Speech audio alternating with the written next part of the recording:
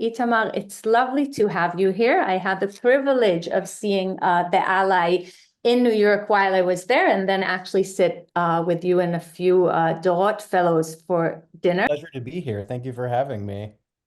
So, Itamar, I'm going to start with a kind of general question, and we'll slowly work our way towards the Ally. And I do want to ask you, what do you love about theater?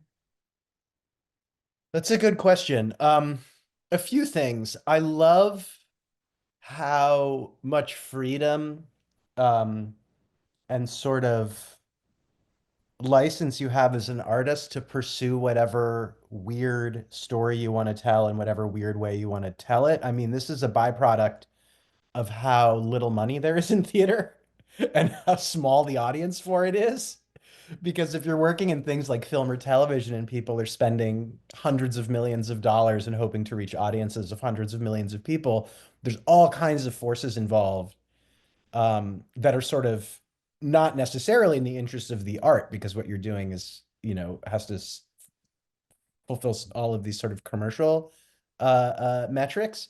And so what you get in exchange for working in this like marginalized, rarefied art form is there's kind of no reason to do anything other than exactly what you want. So I like that. I like the control.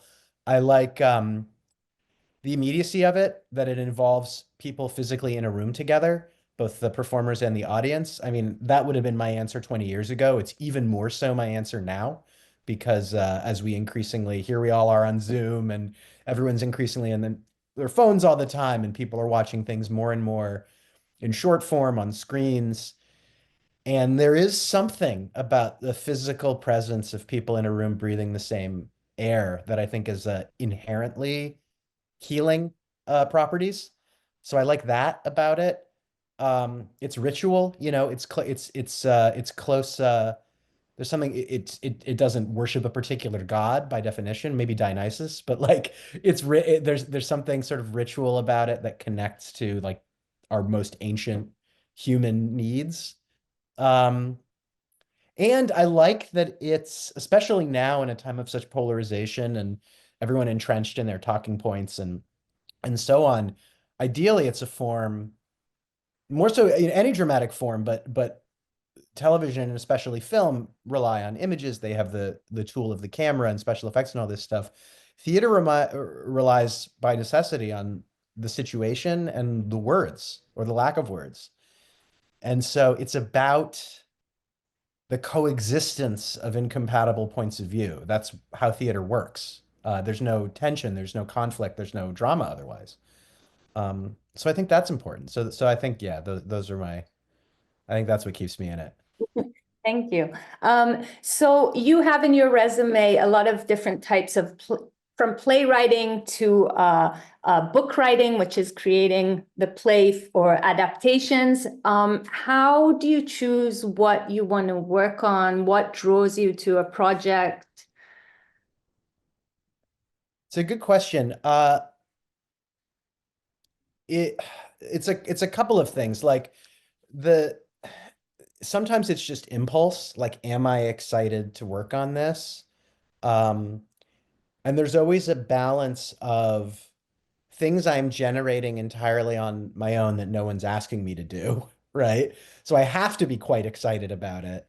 And then sometimes there's a relief in and a comfort in something that you're working on with other people, or that other people are hiring you to do. And that sort of naturally creates a back and forth between something like writing a new play, which generally I'm just doing on my own recognizance, or collaborating with a musical, or, staffing on a TV show. There's financial considerations. You need to sprinkle in the money jobs. One of my reps, one of my managers in LA is always saying, "Remember, one for you, one for them." As the rule, like you have to, and I'm usually frustrating my representation by doing five for me and one for them. But but yeah, but it comes down to, even if it's something you're hired to do or that the idea comes from outside of you, finding a way into it that's personal, that you making it a story you want to tell. I've learned the hard way that if I say yes to something for the wrong reasons, well, it's a high profile title, well, the money is good. If it's those things are nice, but if it's just that, I end up hating the time I spend working on it and wishing I'd said no. So the deepest thing really has to be like a genuine connection to it in some way. So the band's visit, which did win you a Tony Award, was that one Good. for you or one for them? How did that It's a good start? example of something that I never would have um, come up with the idea to do it on my own. I mean, it's based on that lovely Israeli film from 2006, 2007.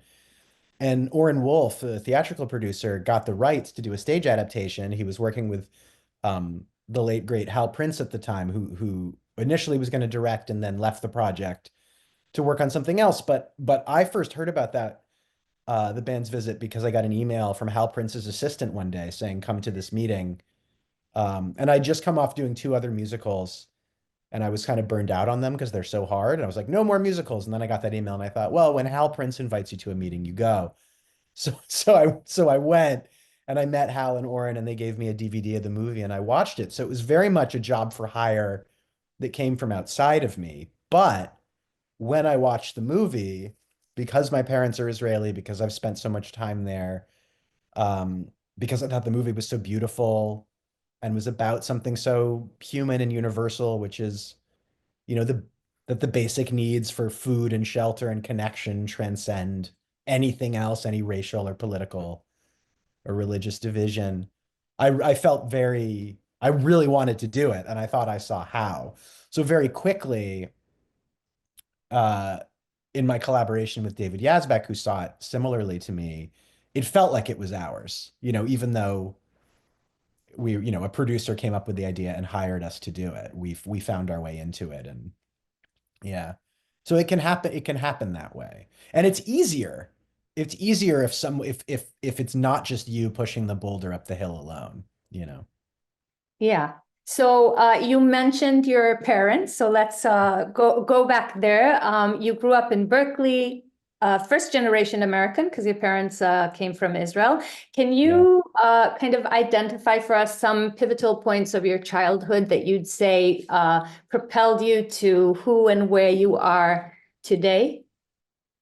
Um, my my father, well, he's retired now. He was a professor at UC Berkeley for 40 years and, an academic uh and my mom too, sort of, she's a psychotherapist, and it was a sort of household that was big on reading and books and learning, like a lot of Jewish households, but and the arts, they were into theater. My dad was a film professor, so the idea of cinema as like something to be taken seriously as an art form was something I grew up with. So I think that was the backdrop. And then I was like a lot of people who end up being writers, I was a big reader as a kid. Um, my earliest ambition was to write, fantasy novels because that's what I was reading at the time. I remember, I think I was 10 or 11 years old when I read The Dark is Rising by Susan Cooper, which is sort of a classic of young adult fantasy literature. And I remember saying, I want to, this is what I want to do. I want to write books like this. I still haven't. I will maybe someday write my young adult fantasy novel. But so yeah, the idea of wanting to be a writer, I think, came very early from reading and from the feeling that books gave me of entering this other world. The irony and the paradox is that being a writer feels nothing like being a reader. It's in a way the opposite. It's like saying you want to be a parent because you liked being a kid. It's sort of, I think, a similar misconception of what you're getting yourself into. Um, but uh, but in any case, that was a big one. And then there was just a lot of, with theater specifically, there's a lot of great theater in the Bay Area. I mean, there's Berkeley Rep and ACT, which are the two big regional theaters, but there's a lot of other smaller theaters, and there were a lot of kids. I went to Berkeley High School, which is a very artsy, creative high school, among other things. And so I was really inspired by the artsy, creative kids at Berkeley High who were older than me and putting on their own plays and musicals that they wrote in weird theater spaces around Berkeley. Um, and then this is so funny because, and I've told this story before, but I'm of a generation where I was in high school in the early 90s, which was around when Angels in America sort of came out and was a big cultural phenomenon. So I didn't see it. It started in the Bay Area, actually, but I didn't see it in its initial incarnation. I saw it after it was on Broadway and proliferated back out to regional theaters. There was a big production at ACT in San Francisco in 94, 95, and I saw it then and I'd read it. And that was what sort of, I'd been thinking about theater and trying to write a play for a while, and that's what got me going, writing my first play. But what's so funny is I was on a panel of playwrights years later at NYU or something, talking to young playwriting students. And we were asked this question, like, what got you started playwriting? And some people on the panel were much older, but everyone of remotely my generation, like to 8 years older or 8 years younger than me, every single one of us had an Angels in America story. It was like that play created a whole generation of playwrights, if you're around my age. So that was, I mean, that's obviously a pivotal moment, was the existence of that play and seeing it. And also it's sort of tricking us into thinking that plays would be the center of the cultural conversation. Like with that one, it turned out that only that one was. And then Hamilton 20 years later. And in terms of your kind of Jewish, partly Israeli upbringing, where, because it's kind of obvious, and we'll get in a moment to the ally, so it's obviously playing a role, but can you identify some moments in your childhood or teenage years where that was more I prevalent? mean, I think writing generally, I think it connects to, I mean, we're not called like the people of the book for nothing. The idea of, I mean, when you're, I could get all highfalutin about this, but like when you're a nomadic people for centuries with no home, your culture is preserved through what you write down. So there's something, totemic about books and what they preserve. So I think it's not a coincidence that there are so many Jewish writers, proportionally. And then with playwriting in particular, um, I wonder, this comes up explicitly in The Ally, and I've also talked about it before. It's hard to like see outside, see your own cultural framework, right, from the outside. It just seems like what is. But I have to imagine that like I I as a person am really, and I remember always being this way, incredibly suspicious of certainty or total consensus. I always want to know what the best argument is for the opposite point of view. And it just so happens that that's a really useful obsession if you're going to write plays, because audiences can tell if you stack the deck or if you're having the person you secretly agree with arguing with only straw men, right? And so I do think there is something Jewish about that, though For not sure. only, but With it's certainly, machloket l'shem shamayim, argument for the sake of argument, I think yeah, there is inherently a Jewish strand in there. yeah, Okay, before we go to the ally, I'm going to do some quick fun questions and then we'll dive deep. please. Okay. So, popcorn is movie food. What would be your theater food? Oh, well, we're not like while watching a play. Yeah, if you have popcorn for movies, what would be your, these are the light questions. I mean, nothing. Anything that makes noise is horrible for a play. So only food you can somehow eat totally silently. It has to be. Okay. If you stage a play in one of the three following places, which would you choose? A furniture store, a supermarket, or a synagogue? Oh, And weirdly a furniture store. why? I just think that's an amazing space. It's like everywhere and nowhere. A synagogue is like very specifically designed for another ritual. And what was the second option? A supermarket. The supermarket, right? It's like, yeah, that's interesting too. But a furniture store, it's like uncanny Furniture. in some way, Okay. like you're in a Okay. Beckett play or something. Your favorite fictional character? Oh, that's very hard to choose. I did just go see Gats at the Public, the show by Elevator Repair Service where they read all of The Great Gatsby and it takes 6 hours. And that is maybe my favorite novel. And Nick Carraway is a pretty extraordinary character. That or Ford Prefect from The Hitchhiker's Guide to the Galaxy. Oh, I'd go with that one. Okay, last light one before we go on the deep dive. Who's the most surprising or exciting person you had in an audience of your own play? Oh, I mean, there's been incredible people. The ones that are freshest in my mind are people who came to the Ally. There was a performance where Tom Hanks and his wife Rita Wilson were I there. was there. He Yeah, entered the stage and we all went like silent and there was a yeah. going That through. was that was pretty cool. That was pretty I cool. was But staring and at the the band's visit was on Broadway for a year and a half, so everybody came. I mean, Hillary Clinton and Bill Clinton came one night, and I was out of town. I didn't get to meet them because I was out of oh, town then. I came. But that might be the top. where you were there when Tom Hanks came in. Yes, I was backstage, but I Yeah, didn't know yeah. until after the show, and I I didn't. was looking at the actor on the stage as he noticed that Tom Hanks was in front of him, and his face, there was like, I think a millisecond where you could see the recognition, and then he went on. Right. It was fascinating. Okay, Yeah. so The Ally. Since most of our audience hasn't seen the play, if you Okay. could give us kind of an overview, and as you're doing it, I'm going to share some images so we have a little bit of an kind of visual while we're hearing you, and kind of take us with a short overview of the play and then we'll dive in. So The Ally is about a adjunct professor of writing at a liberal arts college in some unspecified part of America, probably the Northeast or the Midwest or something. He's followed his wife there because she's been hired as an administrator. Um, to work on the university expanding into another neighborhood adjacent to the campus, which involves maybe eminent domain and an uncomfortable history of gentrification that the university has vis-a-vis this city. But he's just sort of there teaching writing and doing his writing.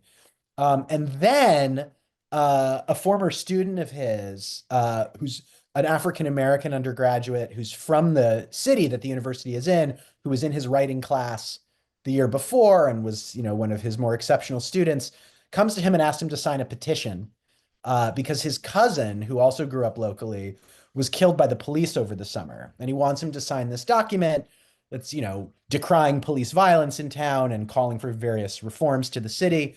And so, of course, Asaf, the professor, says, yes, absolutely, I'm with you on this. I'll sign it. And then he reads the document and realizes a couple of things. One is that it was written by a local activist uh, who also happens to be his ex-girlfriend from college, who grew up in this town and he had heard had moved back here, but they're no longer in touch. Uh, and in addition to the various progressive reforms it's calling for having to do with law enforcement, it calls for various other things. One of them being this sort of criticism of Israel and its occupation and so on. And he's immediately sort of taken aback because he doesn't necessarily understand the linking of these issues. He doesn't understand why, in all these criticisms of America and American policy, this one other foreign country is singled out.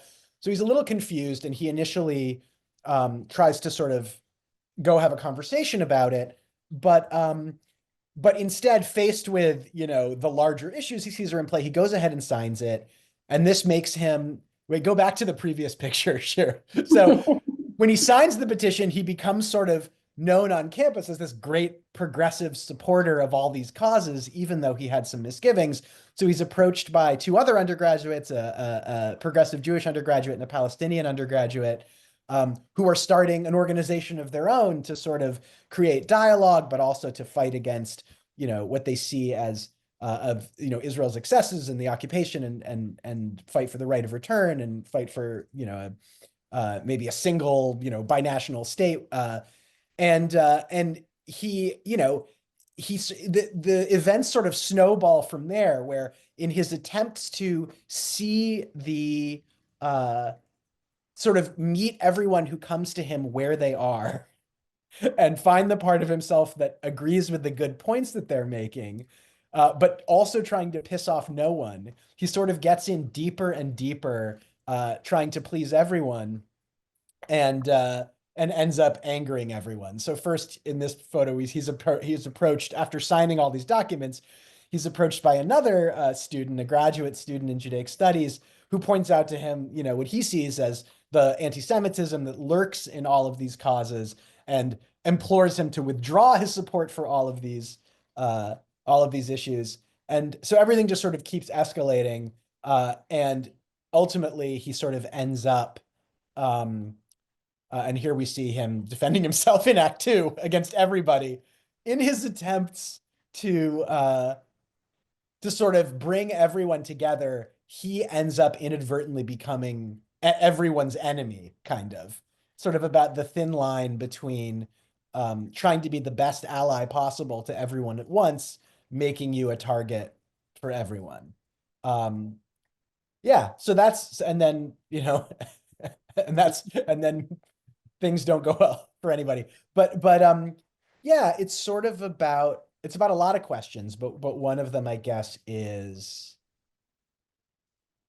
yeah, a lot of unanswerable questions. There are the specific political questions that the play raises, but almost deeper and more fundamentally for me, it's about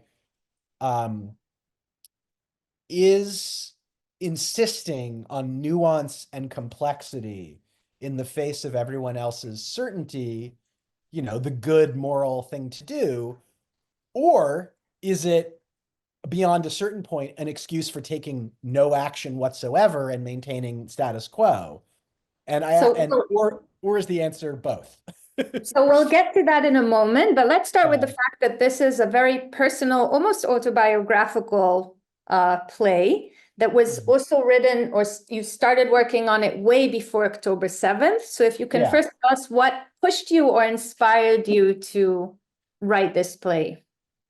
I mean, first of all, like, it's funny, it's autobiographical. When people talk about whether plays are autobiographical or not, what they often are asking writers or assuming writers mean is, oh, this is the story of a literal thing that actually happened to you. And it's actually rare that people's work is autobiographical in that way. And in this case, certainly not. Like, I never got into a situation like this. I never had, worked in that way at a school like this and signed a bunch of stuff and then had a bunch of fights with people. None of that ever happened. I'm not married to a university administrator. None of that ever happened. It's autobiographical in the sense that I gave the main character the basic outlines of my biography. He's my age. He's the son of Israeli immigrants from the Bay Area. He does what I do. He's a playwright who also sort of teaches writing as an adjunct sometimes. Um, and I gave him my sort of well-meaning 90s liberalism as Yeah. a It's an political. internal autobiographical, not Exactly. It's external one. psychologically and biographically autobiographical, but the story is not in any way autobiographical. And so how it started was back in, I want to say 2015 or 2016, a couple of things happened that made me notice what felt like a fault line on the left around this issue. It was two different things. I was a Bronfman fellow way back in 1994, and I'm on that listserv. It's a trip where high school students go to Israel, and maybe a lot of you know what it is. But because it's been going on since the late 80s, the alumni of the Bronfman Fellowship now range from 17 years old to 50 years old, right? Which is a really wide range of people to all be on the same email list. And I noticed a huge generational divide around questions surrounding Israel. Um, and specifically, it cropped up on the listserv because a bunch of the alumni who were currently in college, this is back in 2015 or so, became part of something called the Open Hillel movement, which was a movement where Jewish undergraduates were trying to break away from Hillel and create their own Jewish student unions because Hillel wouldn't allow them to invite speakers who were at all critical of Israel. And there was a big argument on the Bronfman listserv about whether this was, a free speech issue and about academic freedom, or whether this was a cloak for something more sinister, and these kids were being duped and drawn into a movement that actually was, hated them. And I sort of, as my playwright instinct was to not take part in that argument and sort of sit back and take notes on what everybody else was so sure of and yelling at each other about. So I thought, maybe there's a play there. And then the other thing that happened was around, it wasn't after this is pre-George Floyd. So this is after Mike Brown was killed by the police in Ferguson near St. Louis. And the sort of Black Lives Matter movement emerged from that. And I didn't even notice it at the time, although now I know that I look back and can see that that's when it happened, that there was an explicit linking then of the Black Lives Matter movement and the movement for Palestinian liberation. Um, and But what caught my attention was something that happened in New York, which was 54 Below, also known as Feinstein's, which is a performance space in Manhattan below Studio 54. It's a cabaret space. People do concerts there. They were hosting a fundraiser for Black Lives Matter. And all these musical theater people were going to do big songs and whatever, and they were going to raise money. And then just before the event was supposed to happen, Black Lives Matter is decentralized. It doesn't have one leadership or one manifesto, but a Black Lives Matter manifesto from one group was published a few weeks before this event was supposed to happen. And much like the document that Asaf is asked to sign in my play, it was mostly about America and, American imperialism and so on. And then it had this one clause about foreign policy that focused entirely on Israel. And 54 Below canceled the Black Lives Matter fundraiser. And just like as when I watched the Open Hill argument and felt myself sympathizing with arguments on both sides, when this happened, I felt myself be like, well, I don't know, in a way that seems like a petty reason for Feinstein's to cancel this fundraiser. But there was this other little voice inside of me saying like, yeah, but I see their point. It does strike me as a little weird, like the way this document is written. Um, and then it was realizing that those two, I don't know, nexuses, those two pivot points, right, could actually be part of the same play, and how to make them part of the same play that got me started, you know. And when I saw how to not line up those initial dominoes to draw a character like me, um, but lacking my instinct to sit back and take notes, and instead to walk head first into the middle of all of these conversations like he's going to be able to solve it, that would get me into a play. So then you have the play, you turn to a I want to ask a little about the process of choosing Sure. finding or choosing a director and then the actors. So I'll start with the director, Leela. I wrote, Lila Neugebauer. can you pronounce her name again? Lila Neugebauer. Thank you. I was having trouble with that. Yeah. She's a award decorated director and very talented, and she's Jewish. And I was wondering if that was a conscious decision, if you could have even imagined doing this play with someone non-Jewish, and how much that played a role. It's a good question. The short answer is I had a strong, strong impulse that the first time the play was produced, I wanted to do it with a Jewish director. I think you could make an argument that I also could have done it with an Arab American director. But and I would actually love to see that happen at least once in some future production. I think that would be super interesting. But yes, I wanted to work with a Jewish director. Lila, I'd never worked with Lila, but I'd admired her work for years, and we knew each other. It's a small sort of social community in the theater community in New York, so we'd cross paths many times. We had a lot of friends in common. And she was basically at the top of my list of directors I hadn't worked with who I wanted to work with anyway. So when I finished this play, she was the first person I sent it to. And she is Jewish, and she is a highly decorated New York theater director. She also, and I didn't know this when I sent her the play, has ties to Israel. They're not quite the same as mine. She's more descended from left-wing Bundist Jews who came straight here. But there is another side of her family that lives entirely in Israel. She has a lot of relatives there. And I didn't even know that when I sent her the play, but it became an added sort of asset in understanding the complexities. And also just because it's a very text-heavy play, and I knew she was super smart and good at that and would not be intimidated by that or encourage me to pare that back, but rather would figure out how to get the actors to activate all of that text and make it feel human and like their own ideas. So yes, yeah. Yeah. And then when you set off to find the actors, was it important for you that they not only, if you look at the actors, they're very much in line, at least on the surface level of when you read the names, they fit. Yeah, yeah. When you read the family names, they fit their characters. How much Yeah, was yeah. that of importance? What were you looking for when you were Yeah, looking? I mean, uh well, okay, so there's a couple answers to this question. One is casting wise, the first thing we wanted to do was cast Asaf, the central guy. Um we also, because we kind of, it's a short list, we needed it to be, there's a whole thing that, this is a whole other conversation, okay? This was in the middle of a movement in the theater um designed to correct years of not doing this, that was about trying to cast people more accurately represented in their characters. There was some pushback against this. To some degree, there was like maybe a little bit of an overcorrection. But I think, I was never, it's a very complicated conversation. And I actually think it's case by case. Um, and then I do think there's a quiet subset of this conversation that speaks weirdly to the themes of the play, because there is this whole sort of David Baddiel Jews don't count paradigm, in which Jews are sort of left out of this casting conversation in a way that has something to do with how people don't even understand what Jews are.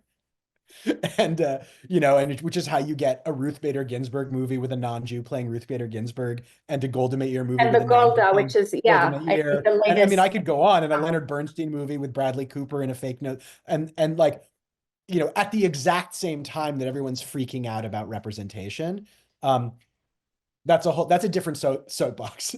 But in any case, we were like, let's do it right. We want to cast all the Jewish characters with Jewish actors. We want to get everybody else right too, obviously. Um, but we wanted someone a little bit starry, maybe, to play Asaf, but someone with the stage chops to carry that. It's a huge role. He's on stage the whole time. It's an enormous amount of text. Um, so someone with the stage chops to do that, 40s, Jewish. It's not a hugely long list. So that's where we started doing readings and workshops and making offers to people. Um, and and also, another thing's happening at the same time, which is you're doing early readings of the play just to hear it out loud for the first time, to help you work on it. And that also like can operate as a soft casting process, where you're hearing the parts and you're being like, oh, this person seems really right for it, let's keep them with it. And you're sort of finding other people. um yeah, so we, through the readings and workshops we did, we'd actually mostly cast the play. I think there were only 2 or 3 parts that we ultimately did auditions for before we opened.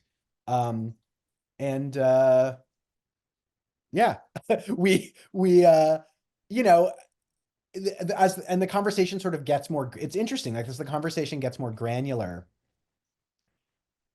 you sort of start to realize how arbitrary some of these rules are, like in casting. But like, his wife in the script is specifically a Korean American woman. And we ended up casting and considering a number of Korean American actresses, but we didn't forbid other Asian American actresses who happened to not be Korean from even auditioning. That seemed silly.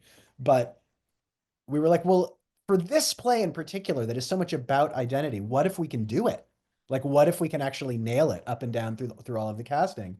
Um, and for Farid, the Palestinian American undergraduate, we cast an actor who is, I mean, I think Michael Karache, who played that part, would say he's Jordanian. His parents are Jordanian Palestinians uh, who live in Michigan now. But we got awfully close in a way that I'm proud of. Yeah. So then came October 7th. It was before the play was scheduled to come out, and made this whole conversation, for lack of better words right now, blow up. And the relevance of what's going on in campuses, and the heat of this conversation that moved far away from theoretical to even more practical. Can you describe your thoughts around that time and what to do with it?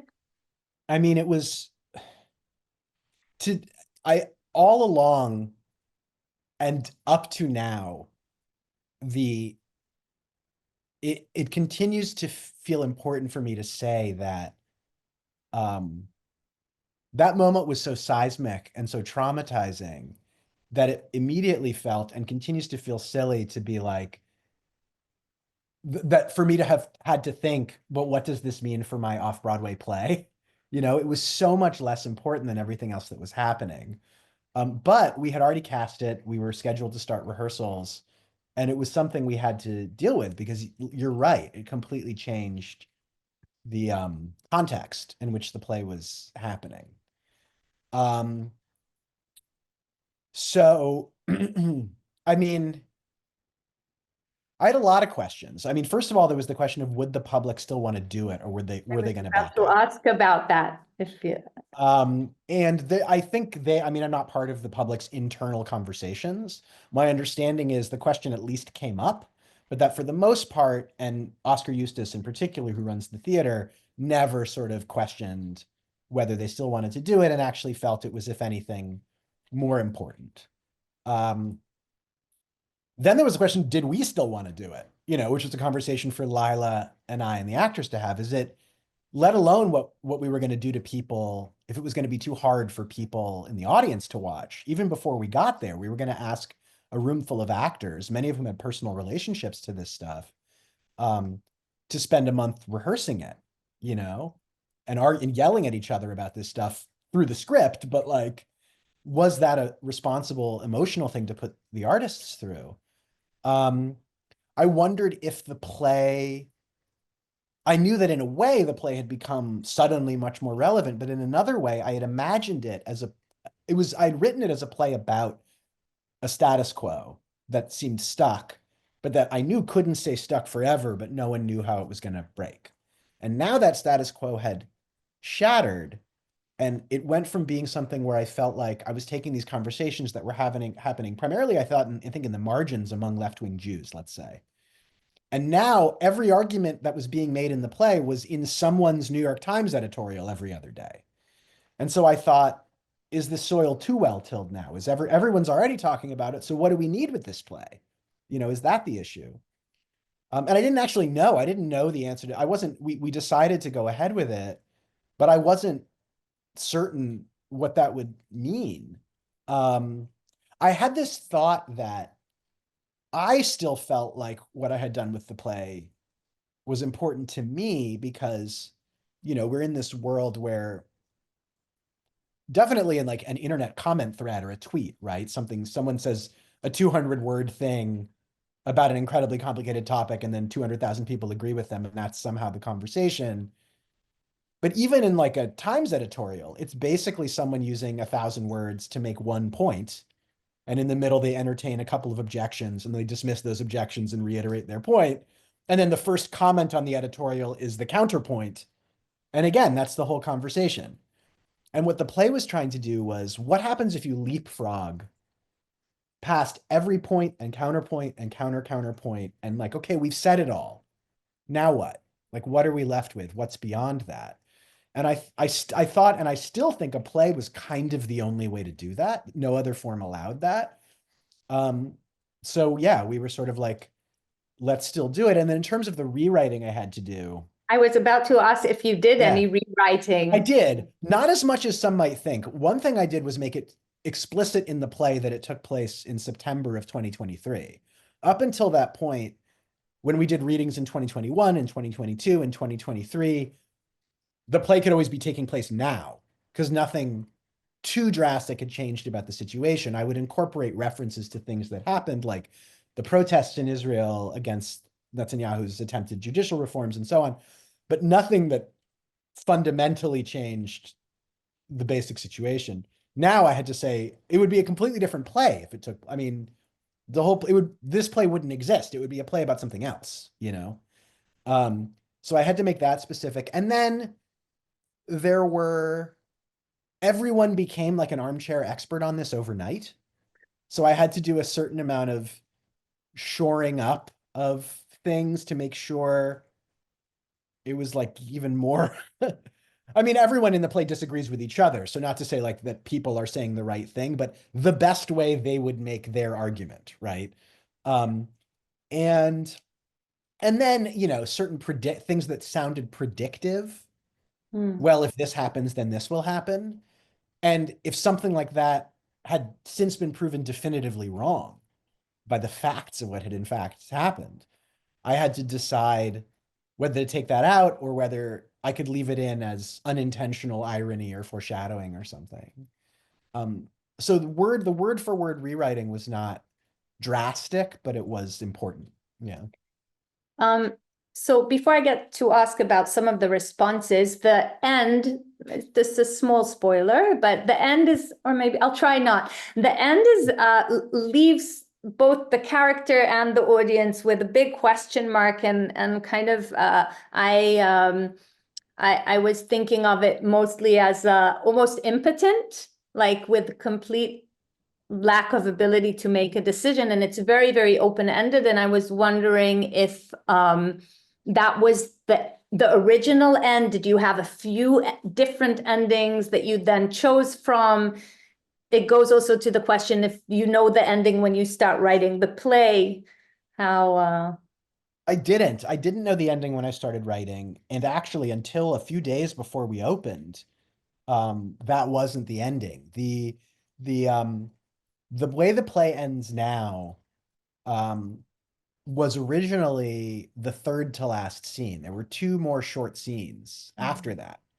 Um, yeah, and without sort of, you know, going too specifically into the plot, he basically ends up in a position where um, he has to decide to go to this protest or not go to this protest, to back one movement or withdraw his backing. Either choice carries terrible repercussions in terms of who's going to feel betrayed or who's going to feel supported, including his own wife, who has a professional stake in what he ends up backing at the university because she's in the middle of this delicate professional moment with it. And in terms of like the identity questions at play in their marriage. And he goes to a rabbi, to the campus rabbi to sort of vent all of this and talk through everything.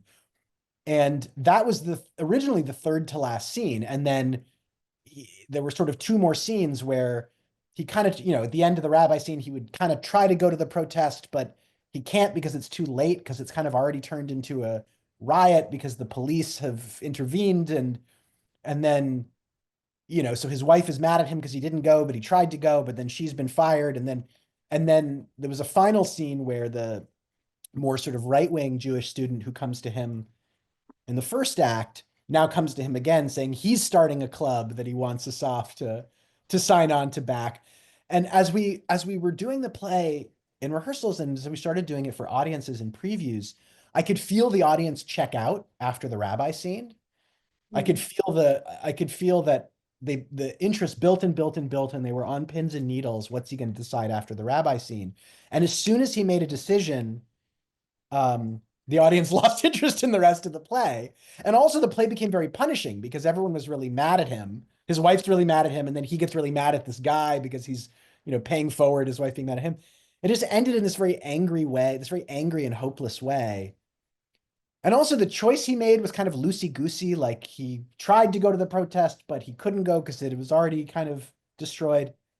And I realized that loosey-goosiness was my own the what was underlying that was the fact that I actually didn't know the answer to the question. I didn't know what the right thing for him to do was. And nor should I. The whole point of the play was how hard this question is to answer. And if I became more specific, if I wrote any version of an ending that was gung-ho about choice A or choice B or any choice in between, it would be like declaring like a clear answer that I don't have. It felt very false to me to say the right thing to do is this or the right thing to. And I realized that the audience lost interest after the rabbi scene because the play was over.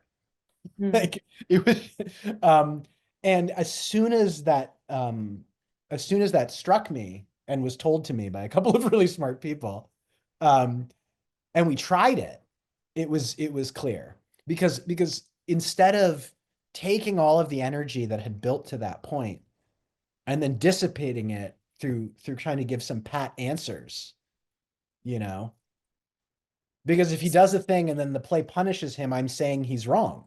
That's how like the morality of storytelling works. And I don't know if he's right or wrong, no matter what he decides. Um, so ending the play where we did in this sort of ambiguous moment, the rabbi leaves him alone. We don't know what he's going to decide. And then the play sort of ends. Um, all that energy that's built up kind of remains in the room and it's sort of turned over to the audience. Yeah, I And can so say it felt as I experienced it, it felt the play as a whole felt very much like a almost a catharsis of finally someone is like putting all of this in the same room, especially for me coming from Israel and like reading all the Jewish American stuff online and then kind of having it displayed. And yes, it then continued obviously into a conversation. Can you share maybe some responses that you received, and have you been receiving responses from people that identified with different characters from the play? yeah, I mean, it's funny because I recognize that the kinds of people who would send me any, first of all, I deleted all of my, I don't have much social media, but I deleted the social media I had before we began rehearsals, partly because we were going to be doing this play and I didn't want total strangers to be able to like send me whatever they thought because I know it's such a volatile subject. And so the people who I actually know who have seen it or who had, the people likely to approach the playwright or write to the playwright, uh, they are the people who liked it. Do you know what I mean? Like, so I know it's self-selecting, but I can say that yes, I got similar responses from people who I would describe as to the play's right and to the play's left, wherever you situate the play's political center, which I guess is Asaf, who I would put on the, like I said, he's sort of a Clintonian 90s liberal because of how old he is and when he grew up. Um, and that I had friends who define themselves as anti-Zionists who understood the play's project and appreciated like the arguments and counter arguments it was holding together. And people, uh people sort of more to the right of wherever the play's political center is, who had a similar feeling of like, who felt represented by it. A number of people, mostly Jews especially, uh, said versions to me and to Josh Radnor, who was playing Asaf, versions of this very similar image that since October 7th, they had felt like a knot inside of them that they didn't know how to untangle, and that the play began to pick at that knot and unravel it. So that was something I heard a few times. Um, and then, there were uh, I mean, the play extended a number of times. I think in the end they did 60 performances, and it happened maybe two or three times in the whole run that somebody yelled something and walked out. I think that happened maybe twice, two or three times. And some of the actors reported some very intense conversations in the lobby where people would come up to them, maybe unable to differentiate them from their character, as though the actor, believed every single thing the character said in the play and wanted to engage them in, debate Mhm. about the points they made.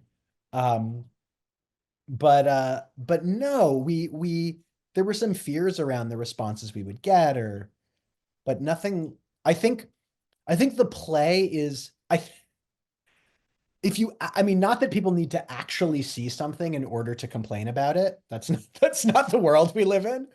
But I think for people who actually watch the play, even if they came in thinking it was one thing or another, that ends up being what it's about. Like it ends up, I think, scrambling people's expectations so much.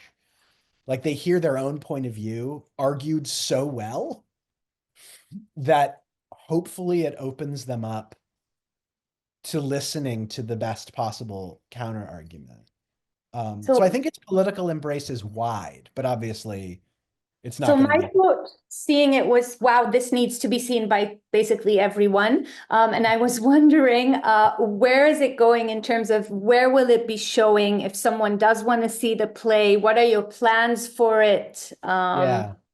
So I don't know if anyone on the Zoom is in the Minneapolis area, but that's where it's running right now. There's a small theater in Minneapolis called Mixed Blood Theater Company that sort of their mandate is very political theater. So whereas a lot of places were a little afraid of this play, they were like, how soon can we do it? So it's running in Minneapolis right now, I think for another week or two. Um, the original production, which is to say directed by Lila and starring Josh, we're trying to figure out if we can remount that in a couple of places. We've been talking to theaters in London and in Los Angeles. Um, in addition to the sensitivity around the topic, as I've said to people, the public only had to be brave enough to not cancel it because they'd already scheduled it. But asking someone to schedule it from scratch now is a little bit of a bigger ask. So there's some hesitancy there. And then also it's just a time when theaters are struggling financially. And the play, it doesn't sound like a huge cast, but 7 actors is a lot for like a regional theater to handle for a non-musical. So there's some hurdles there, but we're working on that. And then we're also just talking to other regional theaters that might want to do their own productions. Concord Theatricals, which used to be Samuel French, uh, publishes and licenses most of my plays, and so we just struck the deal with them to license it. So they're going to publish the script, and then anyone be able to license it from them. So amazing. hopefully productions will proliferate from there, but we'll see. I'm very hopeful we'll do it in London in like the next year and maybe LA, and we'll Maybe see what. LA, and then we'll send everyone to see it. Yeah. We're nearing the end, so I'm going to ask a few more questions. One is you had 2024 had you doing a lot of more work, and you had Dead Walk come out, another musical. How we won't dive into what that is. I'll send it in the follow-up email. But how is the transition from working on the Ally, your own play, such a heavy theme, and then transitioning to a new musical, which is a completely different story? How was that for you? I mean, yeah, so I had a musical that opened off Broadway called Dead Outlaw 2 weeks after The Ally opened. So it was incredibly stressful logistically because I'm not in control of how theaters schedule things, and I did not want them to be scheduled at the same time. And I literally couldn't go to opening night of The Ally because it was the first preview for Dead Outlaw. So like they were that overlapped. So in terms of my personal exhaustion, it was challenging. But I was actually grateful in another way because Dead Outlaw, I mean, it's a dark story. I guess Cheryl said she'll send some info, but briefly, it's a true story about an old West outlaw who died, and his embalmed body became a sideshow attraction. So he had adventures as a dead body for 60 years, which was twice as long as he was alive. And so it was sort of this fun caper of a story. And I was working again with Yazbek and with Cromer, who I did the band's visit with. So to have that space to go to, that rehearsal room, it was actually it was a relief because the Ally, it was an intense and beautiful process, but it was heavy, you know? So that was nice. Yeah, it's a different, and book writing for a musical, it's a different part of your brain. You know, you're trying to get out of the way of the songs and support the songs and move things along quickly. And it's not all on you. Musicals are harder in a lot of ways. It's harder to get all the elements to work together, but you feel less alone as the sort of creative force. Yeah. So we're going to end with some light, quick questions. Okay. What's your TV guilty pleasure? Oh, I like reality TV So stuff. specific.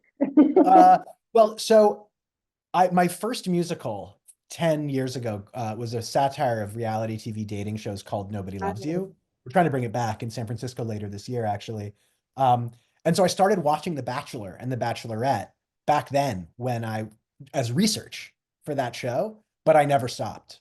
Long after I had no excuse to keep watching it, and Bachelor in Paradise, and All those, like, the reality TV dating shows are fascinating. They're hypnotic.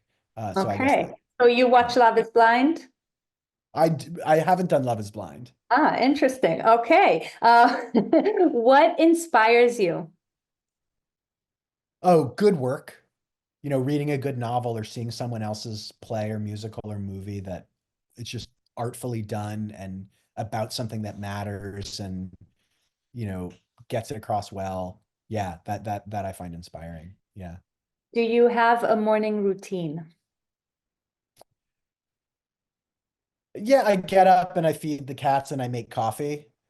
The morning routine used to involve how trying to start writing immediately, and I still do that sometimes. But I don't know. Yeah, getting to work immediately has become less important to me. It may come back around, but at the moment I'm in a period of not forcing myself to work for 3 hours on writing at the beginning of every day, which used to be my rule. It sort of changed during the lockdown when I was like, there is no time or space, so I have to let me just blow everything up. But yeah, it's still true now. And is there a text that you love so much that you memorized? Like a quote or something, or A um, poem, a quote, a childhood. it's a good question. I did, yeah, there's probably some poems that are a lot, or song lyrics and stuff that are in my brain. Uh wise wise quotations from people. I don't know that any of them will come to mind now. Robert Frost's Fire and Ice is the only thing the only thing that's coming to mind now. I don't know what that says. Last question. What are you working on right now? Well, the spring was so theater heavy with the play and with the musical that I made a very conscious decision to pivot to back to film and television for a minute. Um, so I'm developing a bunch of TV ideas, and people are like, "What's developing?" It means you do a ton of work for free on the off chance that gets you to a point where you can explain the idea well enough to the people with money that they will then pay you to write it. So various things, but I don't know if anything will come of them, but uh there's a producer who has the rights to all the songs and the backstory of the creation of the musical Hair, and maybe wants to do a mini series about the story of how Hair happened, which I think could be interesting. Um, I wrote I wrote a pilot years ago just on spec about Moliere, because I thought the relationship between Moliere and Louis XIV is like a fun way of dramatizing the relationship of art to power. Um, and it's been sitting around for years, the script I wrote, but we finally got some producers interested and an actor who maybe wants to play Moliere. And so that there might be some movement with that. But that's what I'm sort of like trying to make some television stuff happen. But I'll wander back to theater soon enough, I'm sure. Itamar, thank you very, very much. Thank you everyone for joining us. And we look forward to seeing you in future programs. תודה רבה. Thank